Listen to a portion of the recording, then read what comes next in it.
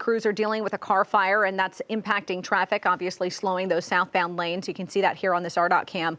Let's check in with Matt now as we talk about, at least weather-wise, we're not having to deal with the impact of ice or snow on the road as well as this traffic backup, right? Yeah, the most snow and ice that we're going to have is what we already have on the ground. That just continues to melt. And guess what? A lot of it's going to probably just finalize tomorrow. We're not going to have much left after tomorrow because that southwest wind's going to start to come back. We've had a lot of days of sunshine, and sunshine does melt the snow, but the faster thing that actually melts snow is a southerly wind. It has more kinetic energy, and that'll really melt any kind of piles that are left over, especially the ones that are hiding in the shade. Right now, we're sitting in the 40s in northwest Arkansas, 54 right now in Fort Smith, 54 reporting in Sallisaw.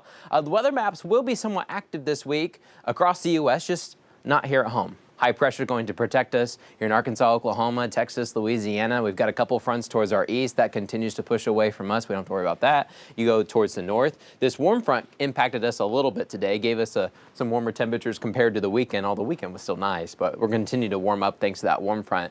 There's going to be a couple other cold fronts that pass through the central part of the United States later this week, and we'll see a couple fluctuations in our temperatures. We'll get some 60s and then some 50s and back to 60s. So really not going to get much weather out of it. All the weather will be up towards the north and the northern plains while we keep with that sunshine. Thanks to that high pressure. It's not moving. It's just going to stick around here for the next couple of days. Not complaining at all. Mostly clear skies expected tonight. We've got temperatures probably dipping into the 20s area wide.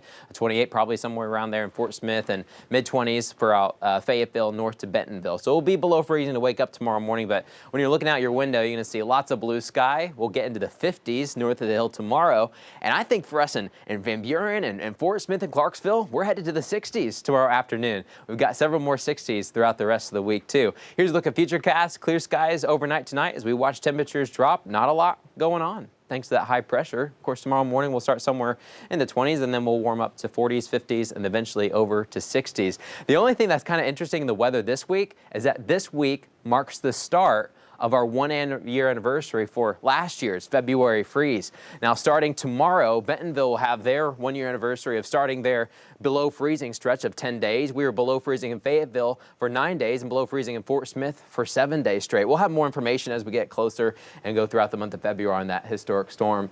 But in northwest Arkansas, enjoy this week.